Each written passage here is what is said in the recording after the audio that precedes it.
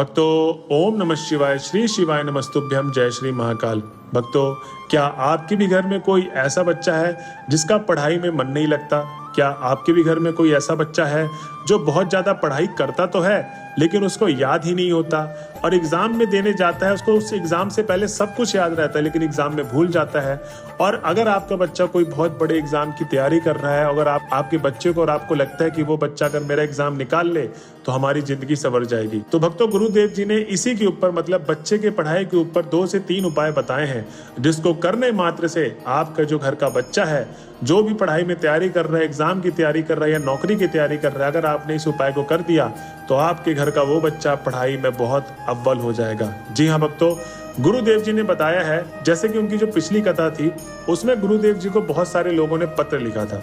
पत्र में लिखा था कि हे गुरुदेव, हमारे घर का जो बच्चा है वो बहुत ज़्यादा शैतान है, पढ़ाई में कमज़ोर है, कृपया कोई ऐसा उपाय बताइए जिससे वो पढ़ाई में एकदम अव्वल हो जाए, शैतानी ना करे और कोई भी एग्ज़ाम हो उसको वो पास कर ले।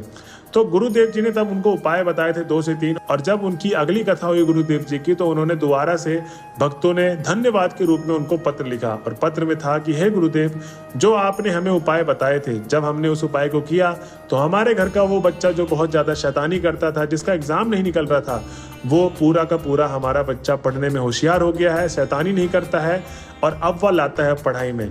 तो आखिर गुरुदेव जी ने ऐसा कौन सा उपाय बताया था, आप भी सोच रहे होंगे, कि जिससे उनके जो बच्चे हैं भक्तों के, वो बहुत ज्यादा अव्वल आने लग गए पढ़ाई में। तो भक्तों, आज के इस वीडियो में आपको वही उपाय बताने वाला हूं जो गुरुदेव जी ने उन भक्तों को बताया था। तो वीडियो में जानते हैं, आगे 7 से 8 मिनट की वीडियो होने वाली है। उपाय को पूरा सुनिएगा कि कैसे कैसे गुरुदेव जी ने किस समय और किस दिन बताया करने के लिए, क्योंकि गुरुदेव जी हमेशा एक चीज और कहते हैं कि ज्यादातर लोग एक चीज क्या करते हैं कि वीडियो को सुनते तो हैं, उपाय भी सुनते हैं, लेकिन आधा अधूरा उपाय सुन के वो चले जाते हैं और उस उपाय को करते हैं, और जब उनकी मनोकामना पूर्ति नहीं होती तो वो गुरुदेव जी के पास आते हैं और बहुत सारे लोगों के पास जाके कहते हैं कि हमने बहुत सारे उपाय करके देख लिए बट हमारी मनोकामना पूरी नहीं होती। और गुरुदेव जी उस समय यही बोलते हैं कि आपने वो उपाय ध्यान से सुना ही नहीं होगा, आपने उपाय वो जिस तरीके से बताया है उस तरीके से आपने किया ही नहीं होगा, इसलिए आपकी मनोकामना पूर्ण नहीं हुई है। तो भक्तों, इसीलिए मैं यही कहना चाहता हूँ कि 7 से 8 मिनट की जो वीडियो होगी, कोई ज्यादा बड़ी वीडियो नहीं है, आप अपने बच्चे के लिए उस वीडियो को पूरा सुनिए और उस उपाय को जरूर करिएगा। तो चलते हैं वीडियो की तरफ। तो जिस किसी ने भी अभी मेरी आवाज पहली बार सुन रहा है और जो हमारे चैनल में पहली बार आया है, तो चैनल कर ले सब्सक्राइब और बेल नोटिफिकेशन को ऑन कर ले, जिससे आपको गुरुदेव जी की आने वाली वीडियोस आपको मिलती रहे। तो भक्तों, इस उपाय में सबसे पहले तो आपको क्या करना है, जो पहला उपाय है, इसमें आपको चाहिए 3 बेलपत्र। अब ध्यान रहे, जो 3 बेलपत्र आप लेंगे वो कहीं से कटा पिटा ना हो, ध्यान रहे, कटा पिटा ना हो, एकदम खंडित ना हो। बेलपत्र शिव जी को आपको एकदम सीधा का सीधा, जैसे 3 बेलपत्र होते ताजा, वैसे ही चढ़ाना है। उसके बाद आपको चाहिए 1 लोटा जल। अब इसमें भी गुरुदेव जी ने बात बोली है कि जो आप 1 लोटा जल लेंगे वो कहीं मंदिर परिसर से नहीं भरना है, आपको घर से भर के लेके जाना है। जी हाँ भक्तों, जो 1 लोटा जल होगा वो पीतल में होना चाहिए। उसके बाद आपको चाहिए एक शहद की डिब्बी, छोटी वाली। अगर आपके घर पे नहीं है तो आप मंदिर जाते वक्त कहीं भी पूजा की दुकान में या किसी किराने स्टोर से आप ले सकते हैं। अब उसके बाद क्या करना है, सीधा शिव जी के मंदिर पे चले जाना है। अब जब आप शिव जी के मंदिर पे पहुंच जाएंगे तो आपको जो बेल पत्र 3 लेकर गए हैं, उसको जो बेल पत्र का बीच वाला भाग होता है, जो बीच वाला पत्ता होता है, ठीक, उसके बीच में जो शहद आप लेकर गए हैं, अपने उंगलियों से निकालकर, सीधे हाथ की उंगलियों से निकालकर उस बीच वाले पत्ते पे आपको लगा देना है। ठीक है। अब जब आपने बीच वाले पत्ते पे शहद लगा दिया, उसके बाद आपको क्या करना है, श्री शिवाय नमस्तुभ्यम बोलकर, जहां से जलाधारी बह रहा होता है नीचे के भाग में शिवलिंग के, तो शिवलिंग पे आपको वो बेलपत्र चिपका देना है। ठीक है, क्योंकि आपने उसमें शहद लगा रखा है। अब क्या करना है, अपने बच्चे का नाम, और अगर आपका वो बच्चा आया है तो उसको टच करवा के शिवलिंग पर आप लगवा दीजिए। अगर बच्चा नहीं आया उपाय में आपके साथ, तो जितनी भी माताएं सुन रही, जितनी भी बहनें सुन रही, जिनकी पत्नियां सुन रही हैं, उनको क्या करना है, श्री शिवाय नमस्तुभ्यम बोल के उस बच्चे के लिए, या आप खुद तैयारी कर रहे हैं तो आप अपना भी नाम और गोत्र बोलकर अपनी मनोकामना बोल देनी है कि हे भोले बाबा, आज मैं आपके समक्ष आई हूँ या आया हूँ, अब मेरी ये मनोकामना है कि मैं पढ़ाई में जो एग्जाम की तैयारी कर रहा हूँ उसमें मैं अव्वल आऊँ, और मेरा मन पढ़ाई में नहीं करता या मेरे बच्चे का पढ़ाई में नहीं करता है, उसका आप मन जरूर लगाइए पढ़ाई में। आपको ये मनोकामना बोल देनी है और घर की तरफ चले जाना है। और उसके बाद क्या करना है, जो आपने 1 लोटा जल लेकर गए थे, जो घर से भरा हुआ होना चाहिए लोटा जल, उसको आपको शिवलिंग पर समर्पित कर देना है। तो ध्यान रहे, बेलपत्र लगाने के बाद आपको अपना नाम और गोत्र बोल के मनोकामना बोलनी है। उसके बाद आपको 1 लोटा जल समर्पित करना है। ये थी प्रक्रिया इस उपाय की। अब जान लीजिए कि उपाय करना कब है।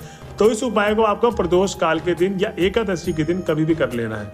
अब देखिए ध्यान से कि प्रदोष काल तो कल के दिन ही है, तो जितने भी लोग आज उपाय सुन रहे हैं, तो जो भी प्रदोष के दिन आने वाले पड़ेंगे उसमें आप कर सकते हैं। और जो भी आज हमारे उपाय सुन रहा है तो वो कल का दिन प्रदोष का ही है, आप ये उपाय कर सकते हैं अपने बच्चों के लिए। अब भक्तों चलते हैं अपने अगले उपाय की तरफ। इस उपाय में आपको क्या चाहिए?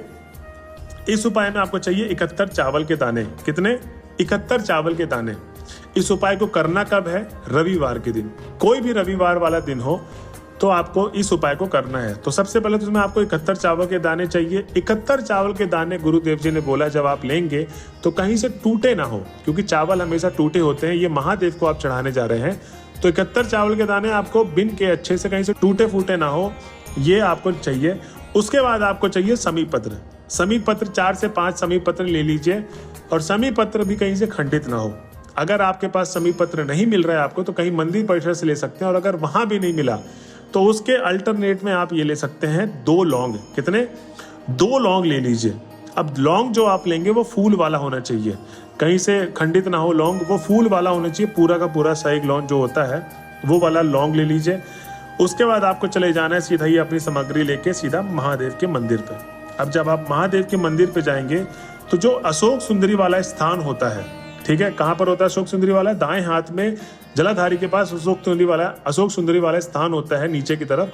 आपको वहां पर जो 71 चावल के दाने और आप समीप पत्र या लौंग आपको मिला वो लेकर गए, वहां पर आपको अशोक सुंदरी वाले जगह पे टच करवा के अपना नाम और गोत्र बोलकर या अपने बच्चे का नाम गोत्र बोलकर, जिसके लिए मतलब आप मनोकामना कर रहे हैं उसी को अपना नाम और गोत्र बोलना है। और अपना मनोकामना बोल देने की, हे भोले बाबा आज मैं आपके पास आई हूँ या आया हूँ, मेरे बच्चा पढ़ाई में या मेरा एग्जाम है, मतलब आपको जो भी आपकी मनोकामना है वो पढ़ाई से रिलेटेड आपको बोल देनी है। और उसके बाद शिवलिंग का ऊपर वाला भाग होता है, वहां पर आपको ये 71 चावल के दाने, समीप पत्र या लौंग आपको रख देना है। और उसके बाद श्री शिवाय नमस्तुभ्यम बोलकर घर आ जाना है। तो भक्तों ये था हमारा दूसरा उपाय। ये उपाय कब करना है? रविवार के दिन। अब चलते हैं अपने अगले उपाय की तरफ। अब ध्यान रहे कि जो मैं अगला उपाय बता रहा हूं ये सिर्फ और सिर्फ प्रदोष काल के दिन ही करना है, क्योंकि जो मैंने पहला वाला उपाय बताया था वो प्रदोष काल एकादशी के दिन कभी भी आप कर सकते थे। दूसरा वाला उपाय रविवार के दिन कर सकते थे। जो तीसरा वाला उपाय है ये आपको सिर्फ और सिर्फ प्रदोष काल के दिन ही करना है। अब इसमें चाहिए क्या क्या, पहले ये जानते हैं। इसमें 2 बेलपत्र चाहिए। बेलपत्र हमेशा की तरह कहीं से खंडित ना हो। 2 बेलपत्र आपने ले लिया। अब जो बेलपत्र का जो चिकना वाला हिस्सा होता है उसमें आपको घर से ही लाल चंदन लगा के जाना है। क्या? लाल चंदन आप घर पे ही लगा ले, पाउडर फॉर्म में होता है लाल चंदन। अगर घसने वाला है तो आप घस के उस तीनों पत्तों में, दोनों बेलपत्र के तीनों पत्तों में आप लाल चंदन लगा लें। अब उसके बाद क्या करना है, अपने हथेली पे रख लें उसको और जोड़ लें। मतलब जैसे नमस्कार किसी को करते हैं वैसे हथेली में आपको रखना है और दूसरे हाथ से उसको जोड़ लेना है। ठीक, अब बंद कर लिया आपने दोनों बेलपत्र को अपने हाथों के बीच में। अब आपको शिव मंदिर जाना है। अब शिव मंदिर के बीच में आपको वो हाथ हथेली ये नहीं खोल के जाना है, घर से ही आपको उपाय करते जाना है। अगर आपका बच्चा साथ में है, अगर बच्चा साथ में नहीं है तो वो बेल पत्र को आप बोलो कि टच कर दे उसको, और उसके बाद आपको सीधा शिव मंदिर चले जाना है। शिव मंदिर जब आप पहुंच जाएंगे तो आपको क्या करना है, भोले बाबा के पास हाथ जोड़ के तो गई हैं, वहां पर उस बच्चे का नाम और गोत्र बोल के, आप अपने लिए उपाय कर रहे तो अपना नाम और गोत्र बोलकर अपनी मनोकामना मांग लेनी है। और उसके बाद आप क्या करना है कि आपने ध्यान दिया होगा कि शिवलिंग के पास नंदी जी विराजमान होते हैं। ठीक है, तो नंदी जी का जो अगला वाला पांव होता है वो उठा हुआ होता है। ध्यान से देखिएगा, जो अगला वाला पांव होता है नंदी जी का वो उठा हुआ होता है। वहां पर आपको वो जो 2 बेल पत्र लाल चंदन लगा के ले गए थे वहां पर आपको समर्पित कर देना है। नंदी जी की तरफ भी माथा टेक कर भगवान भोले के सामने श्री शिवाय नमस्तुभ्यम का जाप करके आपको घर की तरफ चले जाना है। तो भक्तों ये थे 2 से 3 उपाय जो मैंने आपको बताए। आप अगर इस उपाय को करते हैं तो आपके घर में जो भी बच्चा है जो पढ़ाई में बहुत कमजोर है, जो बहुत ज्यादा कलेश करता है, बहुत ज्यादा उड़धंग मचाता है, बहुत ज्यादा काम चोरी करता है पढ़ाई में, उसके लिए आप ये उपाय करिए। गुरुदेव जी बोलते हैं कि लाखों भक्तों ने अपने बच्चों के लिए उपाय किया, उनकी मनोकामना पूर्ण हुई। आप भी अपने बच्चों के लिए करिए, आपकी भी मनोकामना जरूर पूर्ण होगी। तो भक्तों ये थी वीडियो, और अगर वीडियो के लास्ट तक अगर आप पहुंच गए हैं तो श्री शिवाय नमस्तुभ्यम कमेंट बॉक्स पे जरूर लिख दें। मिलते हैं अगले वीडियो में, जब तक के लिए हर हर महादेव।